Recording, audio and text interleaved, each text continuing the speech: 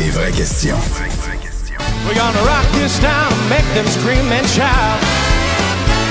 We're gonna rock, rock. We're gonna rock till the bar, we're gonna roll till the floor. We're gonna rock this town, we're rocking inside out. We're gonna rock this town, we're rocking inside out. Christian Marc Gendron qu'on entend, c'est chaud qui s'appelait quoi, Pianoman? Oui, t'as eu Pianoman, Pianoman 2, Pianoman 3. OK, Pianoman 1, 2 et 3. Et là, t'as Trilogie qui va nous présenter. C'est un nouveau spectacle qui va être présenté dans une quarantaine de villes dans les prochaines semaines. On sait que Christian-Marc Gendron, c'est un pianoman, c'est un showman. Il était en direct de l'univers en fin de semaine, puis encore une fois, il en a mis plein la vue. Là, je veux dire, à chaque fois, tu t'ennuies pas avec lui. Parce qu'on le voit dans l'atmosphère de l'extrait qu'on vient de voir, c'est le party dans la place. C'est vraiment il est bon. avec nous, Christian-Marc Gendron, salut! Allô tout le monde, allô Mario, allô Isabelle. Allô! Bon, Christian-Marc Gendron, Trilogie, qu'est-ce que tu vas nous faire? Parce que tu touches déjà à beaucoup de choses. Tu as fait plusieurs spectacles avec un grand registre, grand répertoire. Cette fois-ci, tu as envie de nous amener où? Ben, tu sais, d'abord, moi, je pensais jamais de me rendre à ce niveau-là là, de succès, jamais. Alors, tu sais, il y en a qui me disent, c'était-tu ton rêve? Ben non, c'était pas mon rêve. Alors, tu sais, j'accepte. Mais je me lance des défis, je lance des défis à mes musiciens. Je vois bien que le public est d'adon. Alors, tu sais, j'ajoute plus d'humour, plus d'imitation. Le niveau de difficulté est beaucoup plus grand. Oh, et okay. puis, mais là, j'ai vraiment saisi ce que les gens aiment aussi. Puis moi, j'aime faire ce que les gens aiment. Puis qu'est-ce que les gens aiment? Ouais.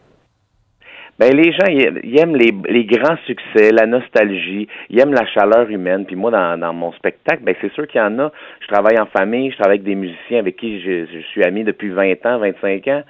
Alors, ça émane beaucoup. Je me fais beaucoup plus parler de la chaleur humaine, puis de la fraternité, de l'amitié, puis de la famille que des chansons qui sont dans mon spectacle, je vais être honnête, là. Alors moi, je veux juste continuer de faire du bien aux gens. Ma mère, avant de partir, elle me dit ta mission, c'est pas de chanter des chansons, c'est de faire du bien aux gens. Alors, j'accomplis cette mission avec beaucoup de gratitude. Parce que c'est un gros party dans la place, là. Oui, tout à fait. C'est un gros party. Il y a de tous les styles. J'aime ça faire un peu chronologique des années 40 à aujourd'hui. Étant donné que j'ai 5 cuivres, mais je me paye la traite. Je peux faire un peu de crooner, je peux faire du funk, je peux faire du Stevie Wonder, je peux faire du Ray Charles. Donc, tu sais, ça rouvre le spectre assez grand. Puis comme je suis à l'aise à faire des imitations, mais les tableaux sont très forts parce que la nostalgie, elle est très présente. Je sens que les gens se reconnaissent. Et puis, ouais, je vais loin dans j'essaie d'être très, très proche des thèmes de voix des chanteurs que j'interprète, puis je pense que ça plaît. Hey, puis moi, ça me... Moi, je me suis pas remis de l'imitation de Cœur de pirate, là. Je m'en suis toujours pas remis. Souvent, dans tes spectacles, il y a Manon Séguin. Parfois, on voit même ta petite cocotte, le Cara, qui arrive quelque part dans un numéro. Il y a cet aspect-là aussi sur la scène que les gens apprécient beaucoup. Ben oui, parce que les gens se reconnaissent là-dedans. Tu sais, il y a des grands-parents qui viennent me voir, il y a des parents. Le public rajeunit beaucoup de semaine en semaine. La semaine passée, j'étais au Grand Théâtre de Québec et c'était beaucoup jeune. C'est très jeune le public comparé à normalement. Alors, puis ça se renouvelle parce que dans mes salles, c'est plus de 80%, 90% de nouveaux qui viennent me voir, qui me découvrent à peine. Alors, c'est pour ça aussi la trilogie, c'est qu'il y a trop de gens qui m'ont dit, j'ai pas vu Pianoman 1, 2... Et donc, je suis obligé de faire les meilleurs moments du 1, du 2, du 3, ça c'est sûr. Là. Il y a des chansons, des moments forts dans ces spectacles-là que je vais récupérer, c'est sûr. Parce qu'il y a trop de gens qui m'ont jamais vu encore. Quand tu dis que tu étais au Grand Théâtre la semaine passée, est-ce que c'est déjà trilogie ou c'est non, là, je suis en train de finir ma tournée Pianoman 3. OK.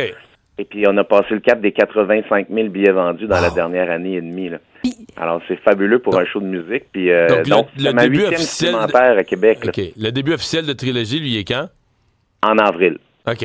Donc là, Ouais, j'ai hâte parce qu'on est déjà en train de tu sais, pendant les répètes, pendant les tests de son, on répète des prochaines affaires, là, tu sais. Fait que je le vois que la fébrilité est dans le band. C'est bizarre, on est content de finir cette tournée-là. Puis on a hâte à l'autre aussi, là. Tu sais, c'est vraiment, tu sais, ça fait plus de 160 shows que je fais, là. Alors, ouais, moi, j'aime pas la redondance. Même chaque soir, c'est jamais tout à fait pareil. Mais là, j'ai hâte à la nouvelle tournée, c'est sûr. Ben, c'est intéressant parce que quand on regarde ta feuille de route jusqu'en 2026, les spectacles là, sont tellement différents. T'as Pianoman 2, édition spéciale, version des fêtes, il y a le show Para-Papa, Whoop, duo avec Manon Séguin. T'as comme 15 000 shows qui roulent en même temps. Ben là, ouais, j'ai beaucoup d'opportunités. Tu sais, il y a du monde qui me dit, mon Dieu, t'es partout. Mais ultimement, j'ai tout le temps fait ça. Tu sais, même quand j'étais pianiste, je jouais avec tout le monde. Je faisais du studio, je faisais des albums, je faisais des jingles. Ça m'a amené partout. Fait que j'ai toujours travaillé beaucoup dans avoir des semaines pleines. Vous savez c'est quoi, vous autres? Mais je veux dire, donc là, d'avoir autant de spectacles et d'être en demande comme chanteur, pour moi, c'est juste le fun, mais ça me fait pas peur, là, tu sais, je sais que je fais beaucoup de projets, mais c'est ça qui me rend heureux, puis c'est ça qui me nourrit. Alors, ouais, Parapapam, au mois de décembre, c'est un grand privilège à la Maison Symphonique, là, franchement, je pensais pas de vivre ça dans ma vie. Tout ce qui m'arrive, là, c'était pas prévu. Mais on le sent, la reconnaissance, parce que les gens ont peut-être oublié ton parcours, mais toi, tu as été pianiste pour un paquet d'artistes, tu as travaillé un peu dans l'ombre pour un paquet d'artistes, les bateaux de croisière. Oui. Donc, il y a tout ça aussi derrière ton parcours, je pense, qui fait que c'est un peu ce qu'on entend dans ce que tu dis, l'espèce de reconnaissance, de ça a été long avant que le grand public, entre guillemets, te connaisse. Ben oui, très, très long. Tu sais, ça a pris plusieurs des petits points de bascule. Oui, je me fais parler quand j'ai participé à La Voix. Après ça, ben oui, j'ai fait d'autres shows de télé comme Zénith, en direct de l'univers, j'y vais assez souvent. C'est sûr, je me fais parler de ça. Puis je pense que c'est les imitations qui m'ont amené à la télé. Je me suis fait inviter par des comédias, à faire toutes sortes de numéros à la télévision. Puis je pense que ça a été ma porte d'entrée à la télévision.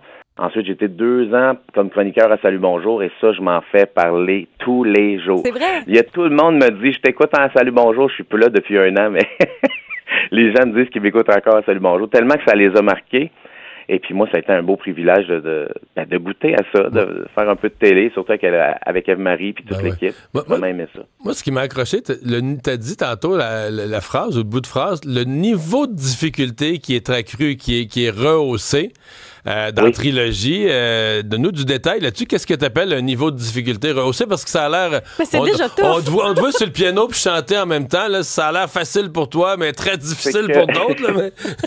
Mais dans l'équipe, on s'est donné des défis. J'ai 2 gars qui sont retournés à la maîtrise, puis je pense même qu'ils vont se rendre au doctorat en musique, en interprétation.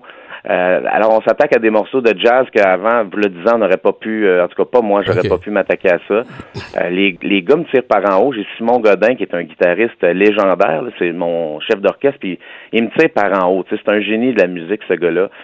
Fred Beauséjour à la basse. Tu sais, ces gars-là sont tout le temps en train de pratiquer 4 heures par jour. Fait que moi, faut que je sois en shape. C'est mes coéquipiers qui me tirent par en haut. Alors, c'est pour ça qu'on s'attaque à des morceaux plus compliqués, un peu comme du Gino Vanelli, par exemple. J'aurais jamais osé faire ça il y a 3-4 ans, mais maintenant, je suis capable de faire du Michel Legrand. J'ai dû monter un hommage à Michel Legrand il y a 2 ans avec un orchestre symphonique. J'ai fait quelques représentations, puis j'ai tellement pratiqué pour monter ce spectacle-là. Alors là, je me suis dit, ça n'a pas de bon sens que je peux pas offrir au moins un de ces numéros-là au public, puis ils vont voir qu'au niveau pianistique, ben c'est vrai que j'ai évolué beaucoup, tu sais, c'est ça aussi, puis j'ai beaucoup plus confiance en moi qu'à Piano Man 1 à 2. Je pense que les gens me demandent la différence. Je pense que c'est dans l'assurance, dans la confiance en moi, dans l'équilibre aussi. Tu sais, j'ai eu un enfant, alors la carrière, c'est devenu bien secondaire depuis que j'ai un enfant, puis je pense que ça paraît, les gens me voient pas comme une vedette, ils me voient comme un ami, puis ça me plaît beaucoup. En gros, là, t'es devenu un vrai pianoman, mais là, le show s'appelle plus Pianoman. C'est ça? J'ai-tu compris, là? Ah, merci Mario, je vais dire ça à mon gérant, ça va être écœurant.